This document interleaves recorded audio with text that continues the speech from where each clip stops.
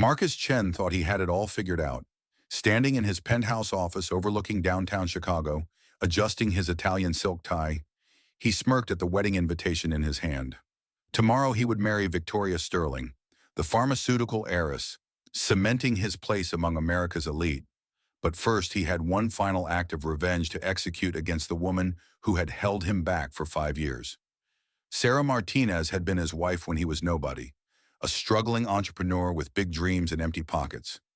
She had worked double shifts as a nurse, sold her grandmother's jewelry, and believed in him when no one else would.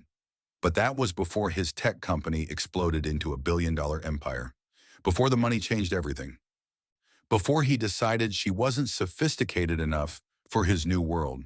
If you're enjoying this story of revenge, redemption, and shocking twists, make sure to subscribe and hit that notification bell. We're so close to reaching 10,000 subscribers, and your support means everything.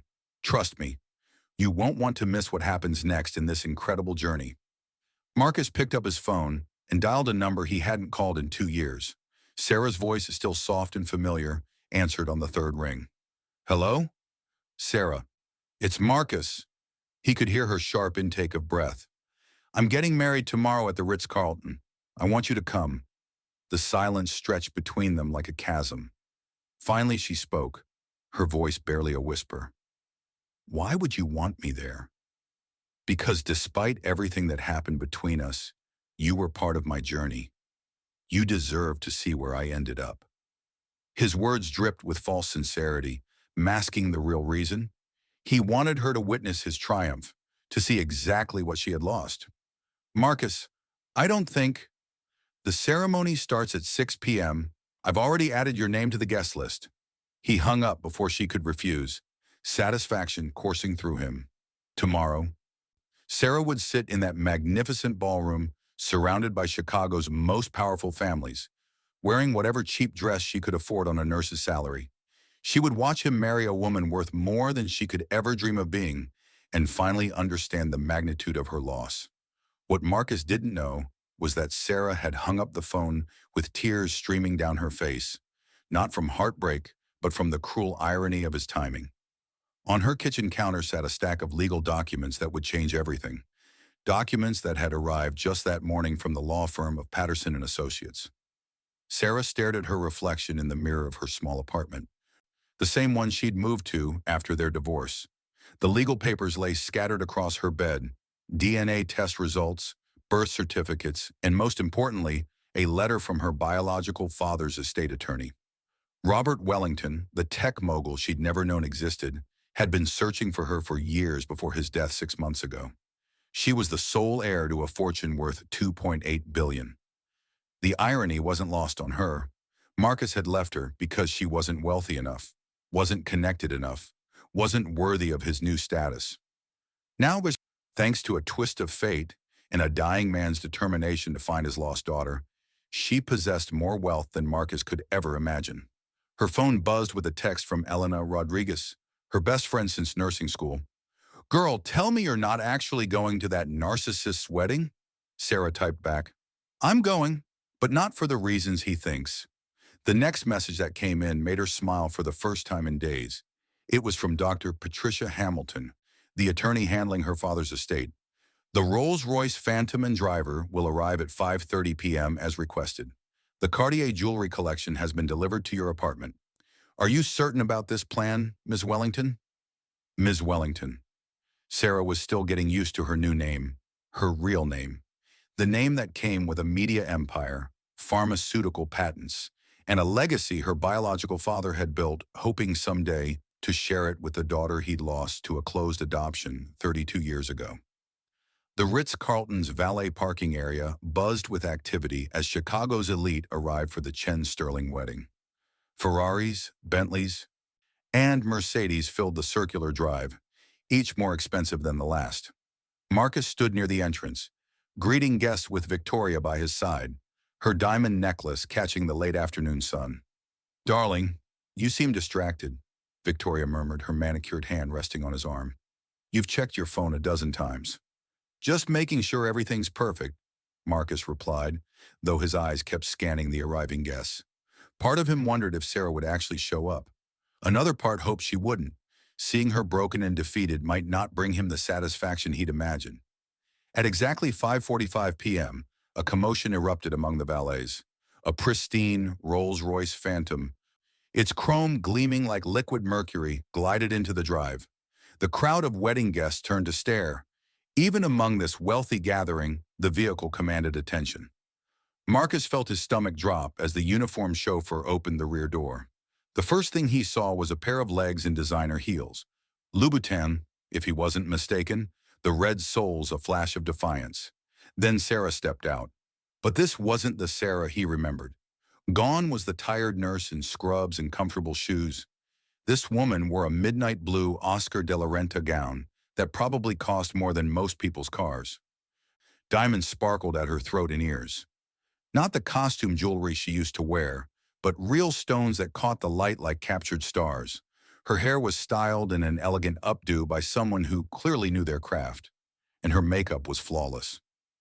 Marcus blinked, certain he was hallucinating. This couldn't be Sarah. Sarah worked at Chicago General Hospital. Sarah lived in a one-bedroom apartment in Lincoln Park. Sarah drove a 10-year-old Honda Civic with a dent in the passenger door. But then she turned, and those familiar brown eyes met his across the crowd. She smiled, not the nervous, apologetic smile he remembered, but something confident and mysterious. And that's when he noticed them. Two children emerged from the Rolls-Royce behind her. Twin boys about 4 years old, dressed in matching navy suits. They had Sarah's dark hair and eyes, but something about their faces made Marcus's blood run cold. The shape of their noses, the set of their jaws, features he saw every morning in his own mirror. "Sarah?" Marcus's voice cracked as she approached, the twins flanking her like small princes. The wedding guests parted before her, whispers following in her wake. "Hello, Marcus," she said, her voice steady and warm. "Congratulations on your wedding. You remember me mentioning I might have some big news soon?" His mouth opened and closed like a fish out of water. The twins looked up at him with curious eyes, and he felt the world tilt on its axis. "Are they?" "Marcus, meet Alexander and James Wellington," Sarah said, placing protective hands on her son's shoulders. "Your sons." Victoria's gasp could be heard across the parking area. Several guests pulled out their phones, sensing a scandal worth documenting. Marcus felt his carefully constructed world beginning to crumble around him. "That's impossible," he whispered. "You never said—" "I tried to tell you." Sarah's voice carried a note of steel now. "Remember that phone call 6 months after our divorce? When you told me you were too busy building your empire to deal with ancient history? I was calling to tell you I was pregnant. Twins. Your twins." The memory hit him like a physical blow. He did remember that call. Sarah had sounded upset, had said she needed to talk to him about something important. But he'd been in the middle of a crucial merger, and he'd dismissed her, assuming she wanted to reconcile or ask for money. "I raised them alone," Sarah continued, her voice growing stronger. "Two premature babies born at 34 weeks while working full-time to support us. Do you know what it's like to hold two fighting-for-life infants in a NICU, wondering if you'll lose them because their father couldn't be bothered to return a phone call?" Victoria stepped forward, her face pale but determined. "This is ridiculous. Even if what she's saying is true, why should we believe she's suddenly wealthy? This is obviously some pathetic attempt to—" "Miss Sterling," a voice interrupted from behind them. A distinguished man in an expensive suit approached, flanked by two other professionals. "I'm David Patterson from Patterson and Associates. I represent the Wellington estate." Marcus recognized the name. Patterson and Associates was one of Chicago's most prestigious law firms, the kind that only handled clients worth hundreds of millions. "Ms. Wellington," Patterson addressed Sarah formally, "the documentation you requested." He handed her a leather portfolio. "The DNA results confirming your biological relationship to Robert Wellington, the legal papers establishing your inheritance, and the trust documents for Alexander and James." Sarah opened the portfolio, her movements graceful and deliberate. "Robert Wellington was my biological father. He spent 30 years searching for me after my birth mother gave me up for adoption. When he died 6 months ago, he left me everything: Wellington Media Group, Wellington Pharmaceuticals, and all associated assets valued at approximately $2.8 billion. The number hung in the air like a thunderclap. Marcus's net worth, which he'd been so proud of, was barely 400 million. Sarah had just revealed she was worth 7 times more than him. The boys, she continued, her voice softening as she looked down at the twins, are the sole beneficiaries of a trust fund worth $500 million each. Their father, she looked directly at Marcus, abandoned them before they were born. They've never needed him, and they never will. The ceremony should have started 20 minutes ago, but the wedding party stood frozen in the parking area, guests openly staring and whispering. Marcus felt everything he'd worked for slipping away. His reputation, his carefully cultivated image, his marriage to Victoria, all of it crumbling because of his own cruelty. "Sarah, I didn't know," he started, but she held up a hand. "You didn't know because you chose not to know. When you decided I wasn't good enough for your new life, you made that choice for all 3 of us." She knelt down to the twins' level, her voice gentle. "Boys, this is Marcus. Well, he's your biological father." Alexander, the slightly taller twin, studied Marcus with serious eyes. "Mama, is this the man who made you cry sometimes?" Sarah's composure cracked for just a moment. "Sometimes, sweetheart, but that was a long time ago." James, the quieter twin, stepped closer to his mother. "We don't need him, Mama. We have each other." The simple words from a 4-year-old hit Marcus harder than any business failure ever had. These were his sons, brilliant, beautiful boys who looked at him like a stranger because that's exactly what he was to them. Victoria grabbed Marcus's arm, her nails digging into his jacket. "This changes nothing," she hissed. "We're getting married today. I don't care about your past mistakes." But Marcus wasn't listening to Victoria anymore. He was staring at his sons, at the woman he'd thrown away, at the life he could have had if he hadn't been blinded by ambition and status. "Actually," Sarah said, standing and smoothing her gown, "there's one more thing you should know, Marcus." She gestured to Patterson, who opened another folder. "Wellington Media Group acquired Chen Technologies 3 weeks ago. The purchase was completed through a series of shell companies to maintain privacy. But as of yesterday, I own controlling interest in your company." Marcus felt the blood drain from his face. "That's impossible. Chen Tech isn't for sale. I would never—" "Your board of directors disagreed," Patterson interjected smoothly. "When presented with an offer of $800 million, double your company's current market value, they voted unanimously to accept. You'll find the paperwork in your office on Monday morning." "You can't do this," Marcus whispered, his world completely upended. "Actually, I can, and I have. But don't worry, I'm not vindictive. You'll retain your position as CEO, assuming you can learn to work for someone else again. The company will be better under Wellington oversight. We believe in taking care of our employees, providing excellent benefits, supporting work-life balance, all the things you used to believe in before money corrupted your values." Victoria stepped back as if Marcus had become toxic. "This is insane. I can't marry someone who's essentially become an employee of his ex-wife. The scandal alone would destroy my family's reputation." "Victoria, wait!" Marcus reached for her, but she was already walking away, her designer heels clicking angrily against the pavement. "The wedding's off," she called over her shoulder. "I'll have my lawyers contact you about the prenup violations." As the wedding guests dispersed in excited clusters of gossip, Marcus found himself alone with Sarah and the twins in the now empty parking area. The Rolls-Royce waited patiently, its driver discreetly positioned to give them privacy. "Why?" Marcus asked, his voice hoarse. "Why come here? Why tell me about the boys now? You could have just taken over my company quietly. You could have lived your life without ever seeing me again." Sarah was quiet for a long moment, watching Alexander and James as they explored the fountain near the hotel entrance, staying carefully within her sight. "Because," she finally said, "despite everything you put me through, those boys deserve to know who their father is.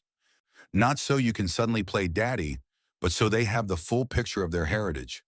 They're Wellingtons now, but they're also half Chen. That's their truth, and I won't hide it from them." She turned to face him directly. "And because I needed to see for myself that I was completely over you, that the man I once loved enough to sacrifice everything for was really gone, replaced by someone I barely recognize. Sarah, I was wrong. About everything. You should have a lot of things, Marcus, but should-haves don't change anything. You made your choices, and now you live with the consequences. Alexander ran back to them, tugging on Sarah's dress. Mama, can we go home now? I want to show James the new train set grandfather sent. Grandfather? Marcus asked, confused. Sarah smiled sadly. Robert Wellington died before I could meet him, but he left video messages for the boys. They feel like they knew him. He's been more of a grandfather to them in death than you've been a father in life. As they prepared to leave, Marcus made one last desperate attempt. Let me be part of their lives, please. I know I don't deserve it, but they're my sons too. Sarah studied him for a long moment, and he saw the nurse he'd once fallen in love with, the woman who'd bandaged his wounds, both physical and emotional, who'd believed in his dreams when they seemed impossible. Do you know what Alexander's first word was? She asked quietly. Marcus shook his head. Dada. He said it when he was 10 months old, looking right at a picture of you I still had on my nightstand. I cried for hours that night, not because I missed you, but because my baby was calling out for someone who didn't even know he existed. The words cut through him like surgical instruments, precise and devastating. James didn't speak until he was almost 2, she continued. The doctors were worried, but I knew why he was quiet. He was listening, waiting, hoping maybe his father would come home and he'd have something to say to him. When he finally spoke, do you know what he said? Marcus couldn't breathe. Mama sad, because even at 2 years old, he could see what your absence was doing to me. My children learned to be strong because their father taught them, through his absence, that they couldn't depend on anyone but each other and me. James approached them, his small hand slipping into Sarah's. Mama, are you okay? You look sad again. Sarah knelt down, gathering both boys to her. I'm not sad, baby. I'm just remembering some things. Alexander looked at Marcus with the directness only children possess. Are you going to make our mama cry again? The question hung in the air, simple and devastating. Marcus realized that these 4-year-old boys had already sized him up and found him wanting, not because Sarah had poisoned them against him, but because children possessed an instinctive understanding of who could be trusted and who couldn't. I hope not, Marcus said quietly, kneeling to their level. I made some very bad choices, and I hurt your mama when I should have protected her. I don't expect you to forgive me or want me in your life, but I want you to know that not knowing you has been the biggest mistake I've ever made. James studied him solemnly. Mama says mistakes are for learning from. Your mama is very wise. She is, Alexander agreed. She works really hard and she reads us stories and she makes the best pancakes in the whole world. I bet she does. Sarah stood, her decision made. Marcus, if you're serious about wanting to be part of their lives, and I mean truly serious, not just guilty because you got caught, then you can earn that privilege, slowly, carefully, and entirely on terms that protect them. What does that mean? Marcus asked. It means you start by proving you've changed, not with grand gestures or expensive gifts, but with consistency and reliability. It means putting their needs before your ego, their stability before your schedule, their emotional health before your desire to play father. She gestured to Patterson, who handed Marcus a business card. Dr. Rebecca Chen, no relation to you, is a family therapist who specializes in complex custody situations. If you want to meet your sons, you start there. You do the work to understand what kind of damage your abandonment caused and what kind of commitment real fatherhood requires. Marcus took the card with shaking hands. And us? Is there any chance? No. Sarah's voice was gentle but final. That part of my life is over. I've built something beautiful from the ashes you left behind. I won't risk it, and I won't risk my son's stability for a man who's already proven he can't be trusted with precious things. She paused, her voice softening slightly. But Marcus, those boys deserve a father who chooses them every day, not just when it's convenient or when he's feeling guilty. If you can become that man, really become him, not just pretend for a while, then maybe someday they'll have a relationship with their biological father. As the Rolls-Royce pulled away, Marcus stood alone in the empty parking lot of his canceled wedding, still wearing his Italian suit and silk tie. still surrounded by the trappings of success that had once seemed so important. His phone buzzed with messages, reporters wanting statements about the scandal, business associates asking about the acquisition, Victoria's lawyers demanding meetings about contract violations. The life he'd built so carefully was unraveling in real time. But for the first time in years, Marcus wasn't thinking about damage control or public relations or stock prices. He was thinking about two little boys who shared his DNA but didn't know his name, who'd learned to be strong without him, who looked at their mother with a love and trust he'd thrown away in pursuit of something that now seemed hollow and meaningless. He pulled out his phone and dialed Dr. Rebecca Chen's number. It rang 3 times before a warm voice answered. "Dr. Chen's office. How can I help you?" "I need to schedule an appointment," Marcus said, his voice stronger than it had been all day. "It's about my sons. I've been absent from their lives, and I want to learn how to earn the right to be their father." The small cafe in Lincoln Park was nothing like the high-end restaurants Marcus used to frequent. The coffee came in mismatched mugs, the chairs wobbled slightly, and the artwork on the walls was clearly created by local students. But it had become his favorite place in Chicago, because it was where Sarah had agreed to meet for their monthly check-ins about the boys. "They're doing well in the transition," she said, sliding into the booth across from him. She looked different now, more relaxed, more confident. Success suited her in a way it never had him. "Alexander loves the violin lessons you suggested, and James has been writing stories. Dr. Chen thinks they're ready for overnight visits." Marcus nearly dropped his coffee mug. "Really?" "Every other weekend, starting next month, if you're ready for it." She studied his face carefully. "Are you ready for it, Marcus? Really ready?" "Because backing out now would devastate them." He nodded, too emotional to speak immediately. The last 6 months had been the hardest of his life. Harder than building his company, harder than the divorce, harder than losing Victoria. Learning to be honest about his failures, to understand the full scope of damage his abandonment had caused, to rebuild himself from the ground up as someone worthy of his son's trust. "I'm ready," he finally managed. "I've been getting the apartment ready, child-proofed, stocked with books and games. I found a pediatrician near my building, enrolled in a CPR class, interviewed babysitters for emergencies." Sarah held up a hand, smiling slightly. "Marcus, breathe. You don't have to prove everything at once." "I know, it's just, they're so incredible, Sarah. Smart and funny and kind, and I miss so much. Their first steps, first words, first day of school. But you won't miss what comes next," she said gently, "if you stay committed to this path." "Actually," Sarah continued, reaching into her purse, "they wanted me to give you something." She handed him a folded piece of construction paper. Inside, in careful 4-year-old handwriting, were 2 messages. "Dear Marcus, thank you for coming to my soccer game. Love, Alexander." "Dear Marcus, I hope you like the story I wrote about dinosaurs. Love, James." Marcus stared at the notes, his vision blurring slightly. "They call me Marcus? For now. Dr. Chen says they need to choose what to call you when they're ready. But Marcus, they're starting to trust you. That's more than a title. That's everything." He folded the notes carefully, tucking them into his wallet next to their school pictures, the first photos of his sons he'd ever carried. "How are you doing?" he asked, realizing he'd never really asked her that question during their marriage. "With everything, the company, the foundation, being a Wellington instead of a Martinez?" Sarah was quiet for a moment, staring out the cafe window. "Some days I still can't believe it's real. I grew up in foster care, remember? From state home to state home, never knowing where I belonged.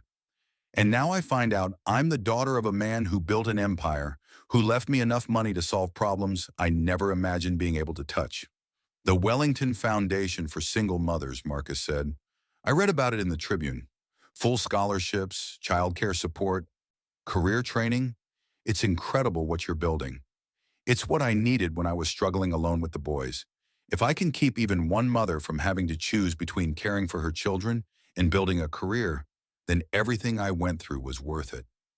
They sat in comfortable silence for a moment, and Marcus marveled at how different this felt from their marriage. Back then, they'd been 2 people struggling to survive, to build something from nothing. Now they were two people who'd found their separate strengths, learning to coexist for the sake of the children they both loved. The company's doing well under Wellington oversight, he said. Employee satisfaction is up 40%, and we're on track for our best year ever. Turns out treating people like human beings instead of profit centers actually improves the bottom line. Sarah smiled. Imagine that. I know you could fire me any time, Marcus continued. And honestly, some days I'm surprised you haven't. I know I put you through hell. Marcus, I didn't buy your company for revenge. I bought it because it was a good investment, and because I believed it could be better than what you'd made it. Firing you would hurt the employees who depend on their jobs, and it would hurt Alexander and James to see their father unemployed out of spite. She leaned forward slightly. Besides, you're becoming the kind of CEO I hoped you could be. The kind of man I once believed you were. Do you ever think about that day? Marcus asked. The wedding that never happened? Sarah considered the question. Sometimes, not with regret, though, with gratitude. Gratitude? If you hadn't invited me to watch you marry someone else, I might never have found the courage to tell you about the boys. I might have let my hurt and pride keep them from knowing their father forever. In a twisted way, your cruelty gave us all a second chance. Marcus shook his head in amazement. You could have destroyed me that day, completely. You had the power to ruin my life, my reputation, everything I'd worked for. I know. Why didn't you? Sarah was quiet for a long moment. Because destruction is easy, Marcus. Any fool with enough anger can tear something down. But building something better, that takes wisdom. That takes strength. I'd rather teach my sons that real power comes from lifting people up, not tearing them down. Speaking of the boys, Sarah said, checking her watch, I should pick them up from soccer practice soon. Want to come with me? Alexander's been working on this move he wants to show you. Marcus's face lit up. Really? You'd be okay with that? I think it's time we started acting like the co-parents we're trying to become. Dr. Chen says the boys need to see us getting along, working together for their benefit. As they walked out of the cafe together, Marcus caught their reflection in the window. Not a former married couple, not business rivals, not bitter exes, but two people who'd learned to put their children's needs first. Sarah, he said as they reached the street, I know I can never undo the pain I caused you, but I want you to know that losing you and the boys was the wake-up call I needed to become someone better. I'll spend the rest of my life being grateful for this second chance. She stopped walking and turned to face him. Marcus, you didn't get a second chance with me. That door's closed forever, but you got something better, a first chance with your sons. Don't waste it. Alexander spotted them first, breaking away from his team to run toward them with grass stains on his knees and pure joy on his face. Marcus, did you see my goal? Did you see it? I missed it this time, buddy, but your mom says you've been working on something special to show me? Alexander grabbed Marcus's hand, pulling him toward the field. Come on, James, come help me show Marcus the move we practiced. As Marcus found himself being dragged across a soccer field by two 4-year-olds who were finally starting to trust him, he realized that all the boardrooms and business deals and financial victories in the world couldn't compare to this moment. James, still the quieter twin, jogged up beside them. Marcus, are you going to come to our school play next week? If your mom says it's okay, I wouldn't miss it for anything. It's okay, Sarah called from the sideline, her voice carrying a warmth that reminded Marcus of the woman he'd once loved and lost through his own arrogance. The following Thursday evening, Marcus sat in a tiny plastic chair in the Lincoln Elementary School auditorium, surrounded by other parents and relatives. His sons were playing trees in the school's production of The Forest Friends, and he'd never been more proud of anything in his life. Sarah sat beside him, both of them trying to spot Alexander and James among the dozen 4-year-olds dressed as various woodland creatures. There's Alexander, Sarah whispered, pointing to a small tree swaying enthusiastically in the back row. And James, Marcus added, spotting the more subdued tree beside his brother. When the play ended and the children took their bows, both boys waved frantically at the audience. Marcus waved back, his heart full of an emotion he'd never experienced in any business meeting or corporate victory. Afterward, as they walked to the parking lot with the twins chattering excitedly about their performance, James tugged on Marcus's sleeve. Marcus, are you our dad now? The question stopped all four of them in their tracks. Sarah knelt down to James's level, ready to help navigate the complex answer, but Marcus knelt down too. What do you think, James? What would you like me to be? James considered this seriously, the way he considered everything. I think I'd like you to be our dad, but not the kind that goes away. The kind that stays, Alexander added, slipping his hand into Marcus's.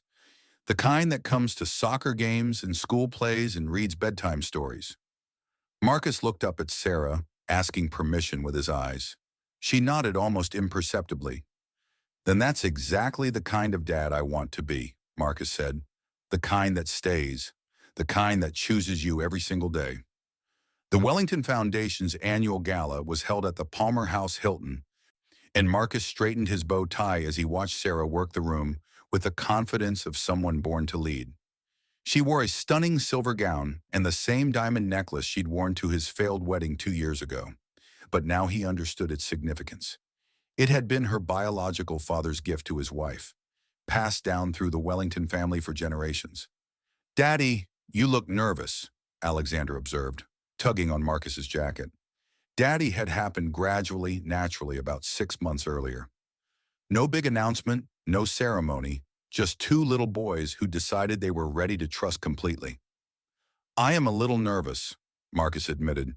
"Your mom is about to announce something very important."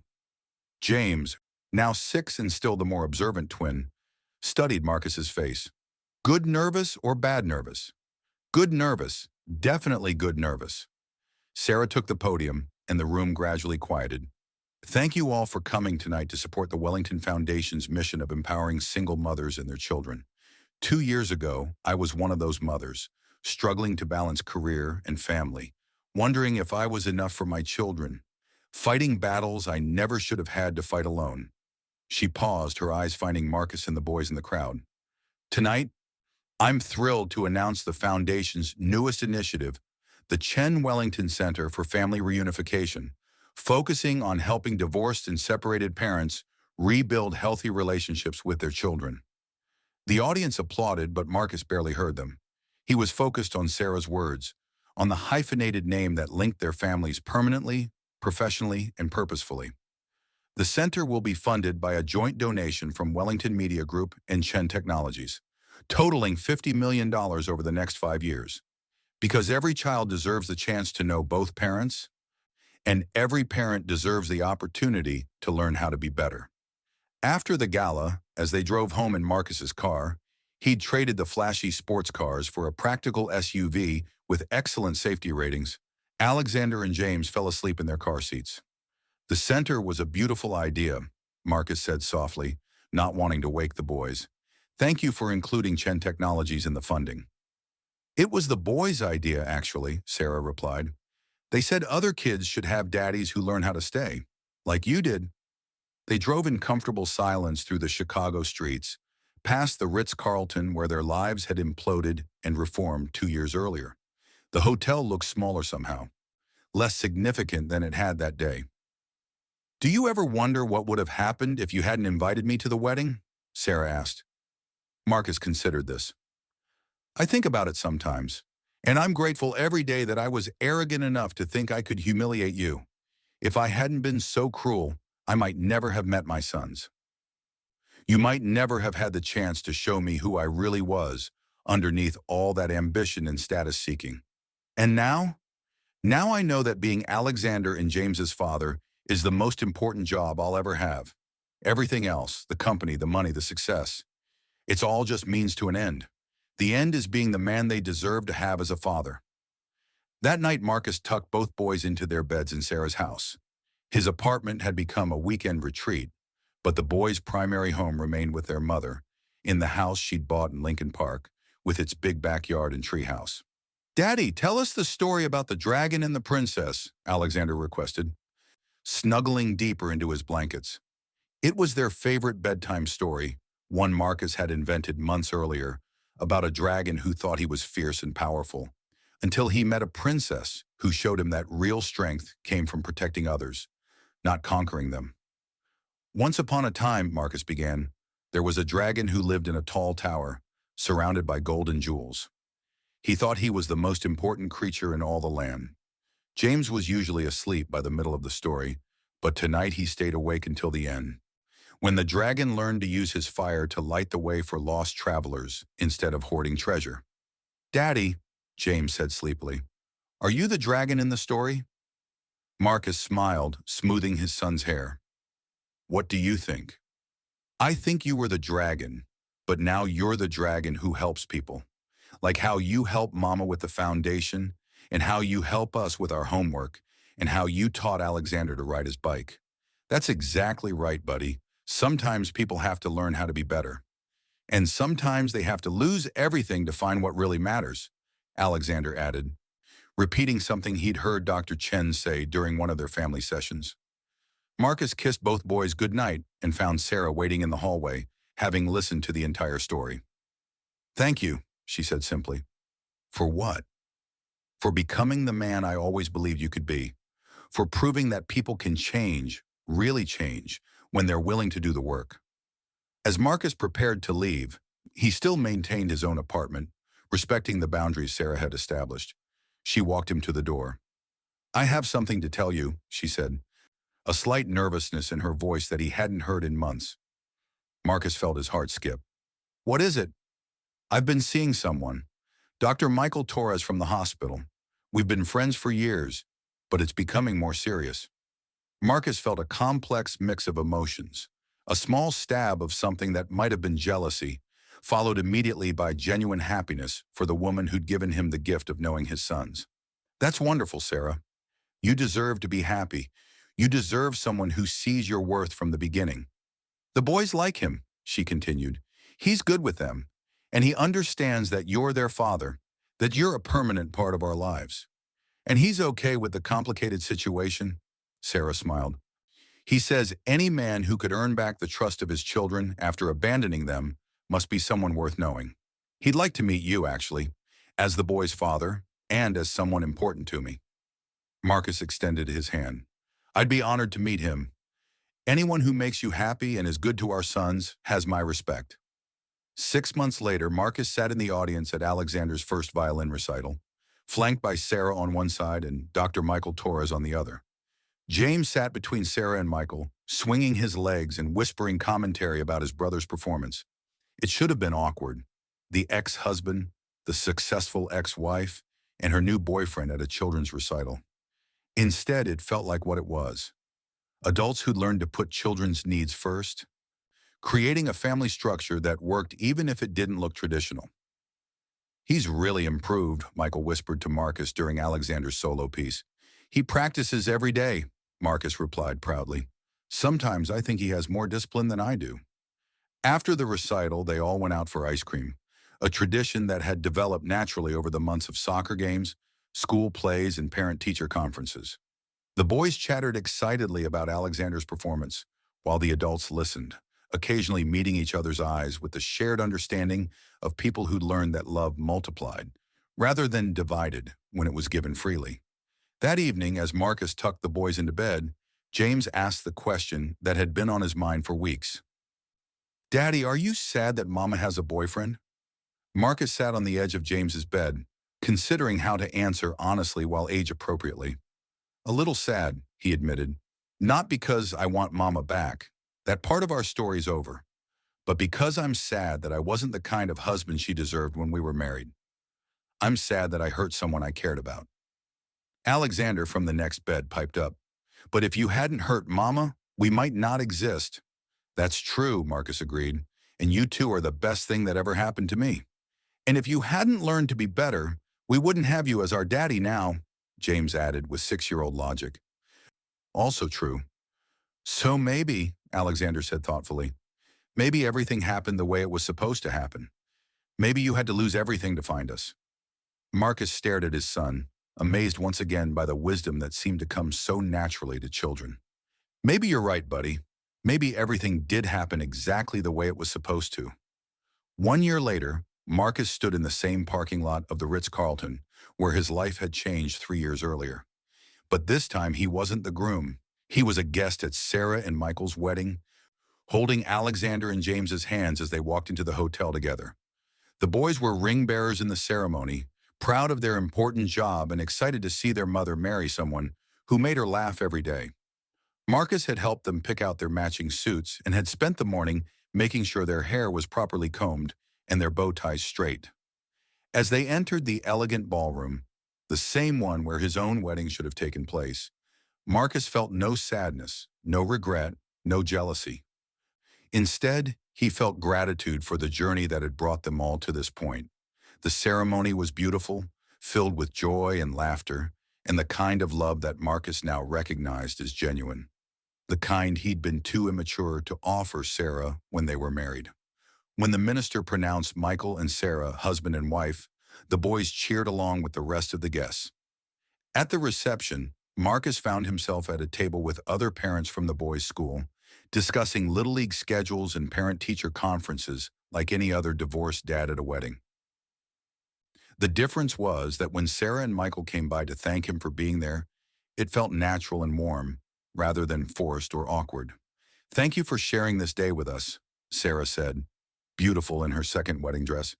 Simpler than the one she would have worn for their wedding, but infinitely more radiant because she was marrying for love, not desperation or convenience. "Thank you for including me," Marcus replied. "The boys are so happy. That's all that matters."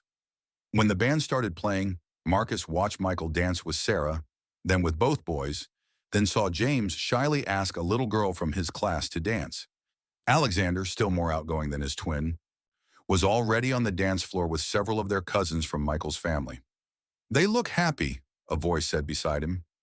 Marcus turned to see Dr. Chen, the family therapist who'd helped them all navigate their complicated situation over the past 3 years. "They do," Marcus agreed. "All of them. How are you doing with all this?" "Really?" Marcus considered the question seriously. 3 years ago, if someone had told me I'd be celebrating my ex-wife's wedding to another man, I'd have thought they were insane. But this feels right. Sarah deserves happiness, the boys deserve a stable home with two parents who love each other. And I deserve the chance to be the father I should have been from the beginning. And you don't feel like you're losing anything?" "I'm gaining something," Marcus corrected. "I'm gaining the peace that comes from knowing my children are loved and protected and happy. I'm gaining the respect of my sons, who see me as someone who made mistakes but learned from them. I'm gaining the friendship of a woman I once loved and hurt, who chose forgiveness over revenge." Later that evening, as Marcus drove the boys home to their mother's house, now Michael's house too, Alexander spoke up from the back seat. "Daddy, did it make you sad to see Mama get married?" "A little," Marcus admitted, "but mostly it made me happy. Your mama deserves someone who treats her like the amazing person she is." "Michael's nice," James observed. "He reads different bedtime stories than you do, but they're good too. And he makes really good pancakes," Alexander added. "Not as good as Mama's, but better than yours." Marcus laughed. "My pancakes are pretty terrible, aren't they?" "The worst," both boys agreed in unison, dissolving into giggles. "But you make the best mac and cheese," James said loyally. "And you're the best at helping with math homework," Alexander added. "And you never miss our soccer games or school plays," James concluded. Marcus pulled into the driveway of the house that had become his son's primary home, a house where he was always welcome, always included, but no longer belonged. It was a distinction he'd learned to navigate over the years, and one that no longer caused him pain. "I love you, boys," he said as they gathered their overnight bags from his weekend. "We love you too, Daddy," they chorused, hugging him tightly before running up the path to where Sarah and Michael waited in the doorway, still in their wedding attire, but with tired, happy smiles. Driving back to his own apartment that night, Marcus reflected on the journey that had brought him to this point. He'd started as a man who thought success meant acquisition, acquiring wealth, status, the right wife, the right lifestyle. He'd been willing to discard anything that didn't fit his image of success, including the woman who'd supported his dreams and the children who shared his DNA. Now success meant something entirely different. Success was two little boys who called him daddy and meant it. Success was being invited to his ex-wife's wedding because she trusted him to celebrate her happiness. Success was building a company that took care of its employees because that's what good leaders did. Success was the peace that came from knowing he'd learned to be better. His phone buzzed with a text from Sarah. "Thank you for making today perfect by being there for the boys. They were so proud to have their daddy see them in the wedding." He texted back, "Thank you for letting me be part of their lives. Congratulations on your marriage. Michael is a lucky man." Her response came quickly. "You're a good father, Marcus. A good man. I'm proud of who you've become." Marcus stood at the edge of the soccer field cheering as 11-year-old Alexander scored the winning goal in the championship game. In the stands, Sarah and Michael cheered just as loudly, while 9-year-old James, who preferred books to sports, read quietly beside them with one eye on his brother's game. The team rushed Alexander, and through the celebration, Marcus saw his son's eyes find him in the crowd. Alexander raised his trophy high, his grin visible from across the field, and Marcus felt the familiar surge of pride and love that had become the defining emotion of his life. After the game, as they gathered for the traditional pizza celebration, James tugged on Marcus's sleeve. "Dad, I finished writing my story, the one for the school contest. Do you want to read it?" "I'd be honored to read it," Marcus replied, accepting the carefully folded papers. The story was titled "The Dragon Who Learned to Love," and as Marcus read it, he realized his son had taken their old bedtime story and transformed it into something deeper, a tale about redemption, second chances, and the power of love to change even the most selfish hearts. "James, this is incredible," Marcus said, his voice thick with emotion. "You're a real writer." "I learned from the best storyteller I know," James replied with a shy smile. That evening, Marcus sat in his apartment, James's story spread out on his desk beside a photo of the boys from their first overnight visit 5 years earlier. They'd been so small then, so uncertain about this man who claimed to be their father, but had never acted like one.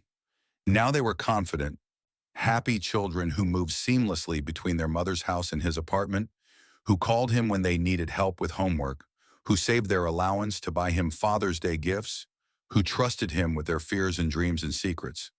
His business was thriving under the employee-focused policies Sarah had insisted upon when Wellington acquired Chen Technologies. The company had been named one of the best places to work in Chicago 3 years running, and their innovations in sustainable technology had earned them international recognition. But none of that mattered as much as the bulletin board in his kitchen, covered with artwork, report cards, photos, and handwritten notes from Alexander and James. None of it mattered as much as being the first person they called when they scraped their knees, the one they trusted to fix their broken toys, the father who never missed another important moment in their lives. His phone rang, interrupting his thoughts. Sarah's name appeared on the screen. "Marcus, I'm sorry to call so late, but James had a nightmare about the story contest. He's worried his story isn't good enough. Could you talk to him?" "Of course, put him on." James's small voice came through the phone, shaky with tears. "Dad, what if everyone thinks my story is stupid? What if I don't win?" Marcus closed his eyes, remembering all the nights he'd spent chasing meaningless victories in boardrooms and business deals, never understanding that the only victories that truly mattered were the ones that helped the people you loved. "James, do you remember what I told you about the difference between winning and succeeding? Winning is beating other people. Succeeding is being proud of what you accomplished." "Exactly. Your story made me proud, it made your mom proud, and it made Michael proud. You wrote something beautiful and true from your heart. That's already success, no matter what any judge says. But what if..." "James, can I tell you something? When I was younger, I spent so much time worrying about what other people thought that I forgot to be proud of my own accomplishments. I forgot to value the people who love me. Don't make my mistakes, buddy. Be proud of your story. Be proud of your talent. Be proud of who you are." The line was quiet for a moment, then James's voice came back stronger. "Okay, Dad, I'm proud of my story." "Good. Now get some sleep. I'll see you this weekend, and we can work on your next story if you want." "I love you, Dad." "I love you too, James." More than all the stars in the sky. 2 weeks later, Marcus sat in the Lincoln Elementary School auditorium for the annual Young Authors Celebration. James had won second place in his age category, and his story was being read aloud by the school librarian. As the words filled the room, his son's words about redemption and second chances, Marcus felt tears streaming down his face. When the ceremony ended, James ran to him with his ribbon and certificate, his face glowing with pride and accomplishment. Dad, did you hear? She read my whole story to everyone. I heard, buddy. I'm so proud of you I could burst. Alexander appeared beside them, having cheered loudly from the audience during his brother's moment of recognition. James, your story made Mrs. Peterson cry. The good kind of crying. Sarah and Michael approached, both beaming with parental pride. Marcus, thank you for talking to him the other night, Sarah said. He's been so confident ever since. That's what dads are for, Marcus replied, and realized as he said it that he finally, truly understood what that meant. That evening, as they celebrated with ice cream at their favorite family restaurant, James looked around the table at the adults who'd shaped his young life. His mother and stepfather, who provided daily love and stability, and his father, who'd learned to be present and reliable despite his late start. Dad, can I ask you something? Anything, James. Do you think the dragon in my story is really based on you? Marcus glanced at Sarah, who gave him an encouraging nod. They'd agreed years ago to be honest with the boys about their history, age appropriately but truthfully.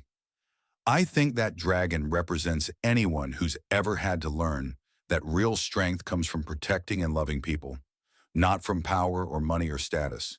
So yes, in some ways that dragon was me, but he could be anyone who's willing to change and grow. The dragon becomes a hero in the end, Alexander pointed out. Because he learns what really matters, James added. What really matters, Marcus asked, though he knew the answer. Family, both boys said in unison. Love, being there for people.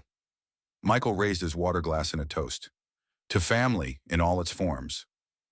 They clinked glasses, water for the boys, wine for the adults, and Marcus marveled at how this unconventional family structure had become the most natural thing in the world. A decade had passed since Marcus's failed wedding, and he stood once again in formal wear, but this time as the father of the groom. Alexander, now 21 and fresh out of college, was marrying his college sweetheart in a simple ceremony at Sarah and Michael's home. James, 19 and already showing promise as a writer with his first short story published in a literary magazine, served as his twin's best man.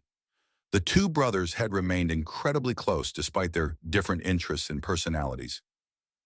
Nervous? Marcus asked Alexander as they waited for the ceremony to begin. About marrying Emma? Never. About this speech James wrote for me? Terrified. Marcus laughed, adjusting his son's tie with hands that no longer shook with anxiety or ambition, but were steady with the confidence that came from knowing his place in the world. You know what your brother told me when he was 11? Marcus said. He said that sometimes people have to lose everything to find what really matters. You boys taught me that lesson. We learned it from watching you, Dad. You showed us that people can change, that mistakes don't have to define you, that love is always worth fighting for. The music started, and Marcus took his place as Alexander's groomsman, standing beside Michael and James as Emma walked down the makeshift aisle in the garden Sarah had spent months preparing. As Alexander and Emma exchanged vows they'd written themselves, vows about partnership, respect, and choosing each other every day, Marcus caught Sarah's eye across the small gathering. She smiled at him, and in that smile was forgiveness, friendship, and shared pride in the young men they'd raised together, despite the rocky beginning of their co-parenting journey. At the reception, as Marcus danced with James while Alexander and Emma had their first dance as a married couple, his younger son spoke quietly. Dad, do you ever regret the way everything happened? The divorce, the years we didn't know you? All of it. Marcus considered the question seriously, as he always did when his sons asked him something important. I regret the pain I caused your mother. I regret missing your first years. I regret being too proud and selfish to see what really mattered. But regret the journey that led us here? No, James, because this, he gestured around the reception, at the family and friends celebrating, at Alexander spinning Emma around the dance floor, at Sarah and Michael laughing with their own parents. This is perfect, and maybe we all had to go through what we went through to get here. Mom always says that everything happens for a reason. Your mom is a wise woman. It just took me a long time to learn to listen to wisdom instead of my own ego. Later that evening, as the celebration wound down and Alexander and Emma left for their honeymoon, Marcus helped clean up the garden with the rest of the family. It struck him that this felt completely natural, working alongside his ex-wife and her husband, taking care of their shared space, their shared family. "Thank you," Sarah said as they folded up the last of the chairs, "for being such a wonderful father to them, for becoming the man they needed you to be. Thank you for giving me the chance to learn, for not writing me off as hopeless. Marcus, can I tell you something? That day at your wedding, when I showed up in the Rolls Royce with the boys, I was angry. I was hurt. Part of me wanted to hurt you back. I deserved it. Maybe. But watching you these past 10 years, seeing you choose our sons over and over again, seeing you build a life focused on what matters, I'm proud of who you become." Robert would have been proud too. She was referring to her biological father, Robert Wellington, whose legacy had made their reconciliation possible, but whose absence had taught them all the importance of being present for the people you love. "I think about him sometimes," Marcus said, "a man with all the money in the world, but who lost the chance to know his daughter. His greatest regret was missing your life.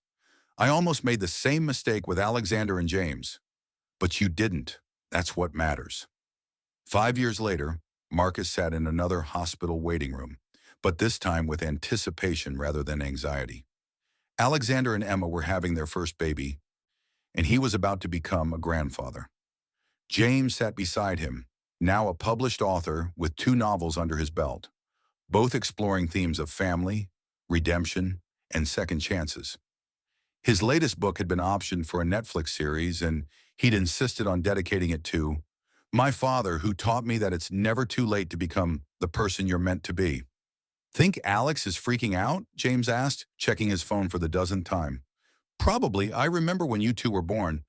I wasn't even there, and I was still terrified of everything that could go wrong. But you're here now. That's what counts."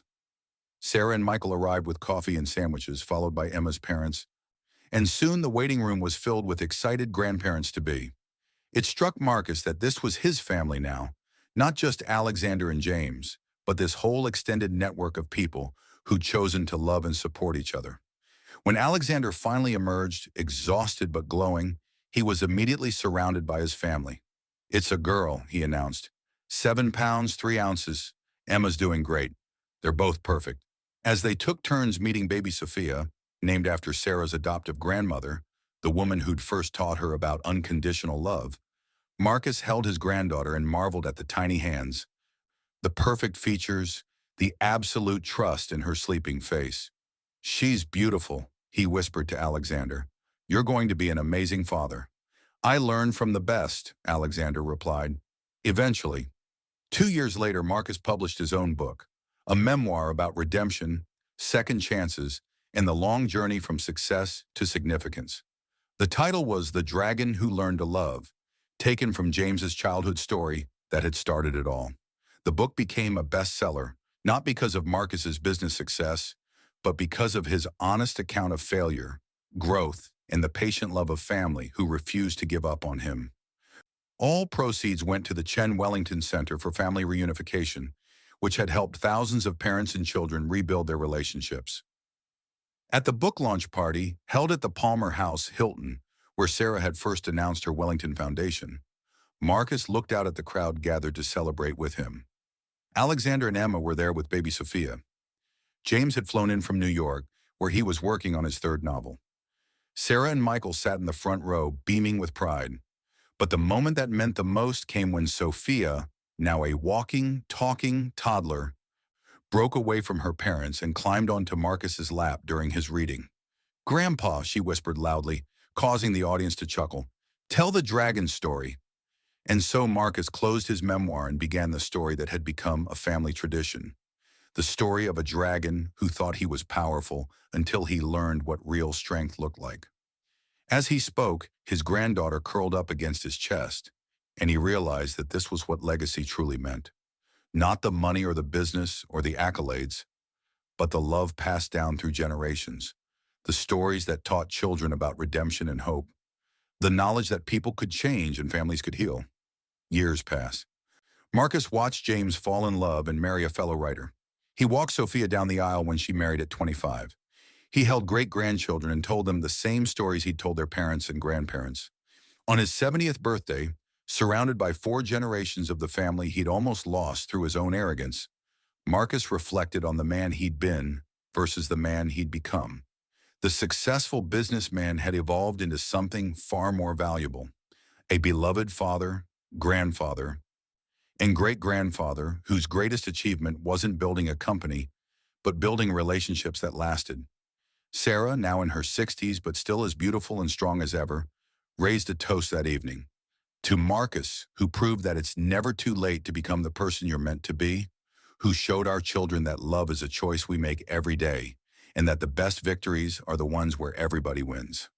As the family cheered and laughter filled the room, Marcus thought about that day 30 years ago when he'd invited his poor ex-wife to his wedding to humiliate her. He'd thought he was powerful then, thought he had all the answers, thought success meant having more than everyone else. Now he understood that real success meant having enough love to share, enough humility to grow, enough wisdom to choose family over status, and enough courage to keep choosing love, day after day, year after year. The dragon had indeed learned to love, and in learning had discovered that love was the only power that truly mattered. What an incredible journey of transformation and redemption. If this story touched your heart, please hit that subscribe button and share it with someone who believes in second chances. Remember, it's never too late to become the person you're meant to be.